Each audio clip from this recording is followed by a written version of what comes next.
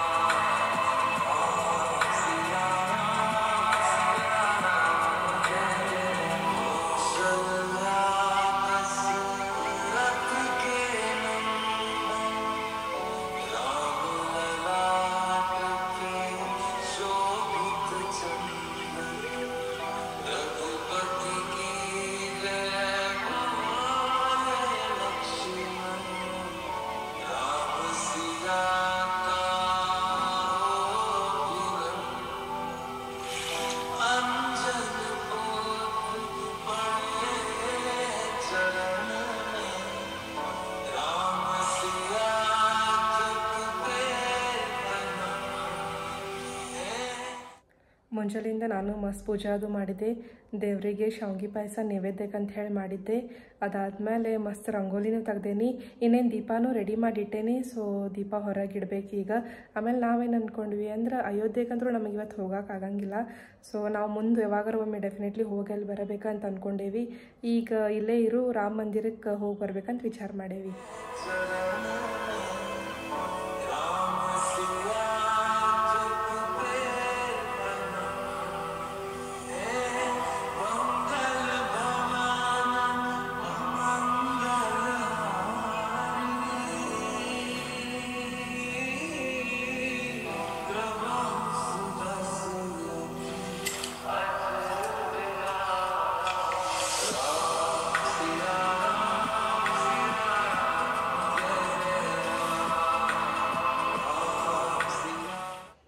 ಮೋದಿಜಿ ಅವ್ರು ಹೇಳಿದಂಗೆ ಹರ್ ಘರ್ ದೀಪಾವಳಿ ಬನಾಯಂಗೆ ಅಂಥೇಳಿ ನಾವು ದೀಪಾವಳಿ ಸೆಲೆಬ್ರೇಷನ್ ವೈಬ್ಸ್ನ ಫೀಲ್ ಮಾಡತ್ತೀವಿ. ದೀಪ ಎಲ್ಲ ಹಚ್ಚಿಟ್ಟೇನಿ, ತೋರಿಸ್ತೇನೆ ತಡ್ರಿ.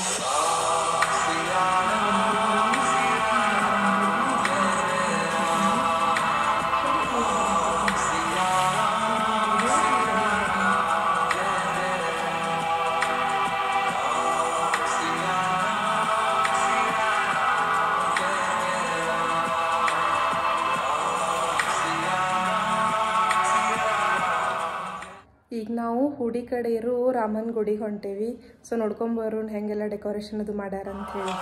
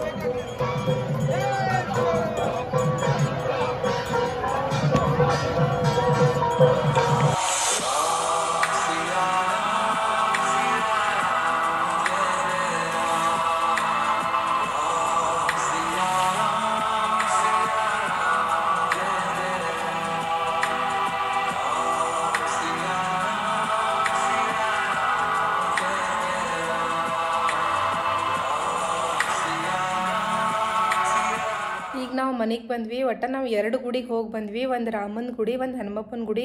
ಭಾರಿ ಚಂದ ಅಲಂಕಾರ ಮಾಡಿದ್ರೆ ಮಸ್ತ್ ಇತ್ತು. ಆಮೇಲೆ ಗದ್ಲೂ ಭಾಳ ಇತ್ತು ಎಲ್ಲ ಗುಡಿ ಒಳಗೆ. ಆಮೇಲೆ ಅಲ್ಲಿ ಬಂದವರಿಗೆಲ್ಲ ಪ್ರಸಾದನೂ ಇತ್ತು. ಸೊ ಮಸ್ತ್ ಅನ್ನಿಸ್ತು. ಇವತ್ತಿನ ಡೇ ಅಂದ್ರೂ ಮಸ್ತ್ ಆಯ್ತು ನಮ್ದು. ನೀವೆಲ್ಲ ಹೆಂಗೆ ಸೆಲೆಬ್ರೇಟ್ ಮಾಡಿದ್ರಿ ಅಂತೇಳಿ ಕಮೆಂಟ್ ಮಾಡಿರಿ. ಯಾರಿಗೆಲ್ಲ ಈ ವಿಡಿಯೋ ಸೇರೈತಿ ಲೈಕ್ ಮಾಡಿರಿ, ಭಾಳಷ್ಟು ಮಂದಿಗೆ ಶೇರ್ ಮಾಡಿರಿ. ಇನ್ನೂ ಯಾರು ನಮ್ಮ ಚಾನಲಿಗೆ ಸಬ್ಸ್ಕ್ರೈಬ್ ಮಾಡಿಲ್ಲ, ಈಗ ಸಬ್ಸ್ಕ್ರೈಬ್ ಮಾಡಿರಿ. Thank you.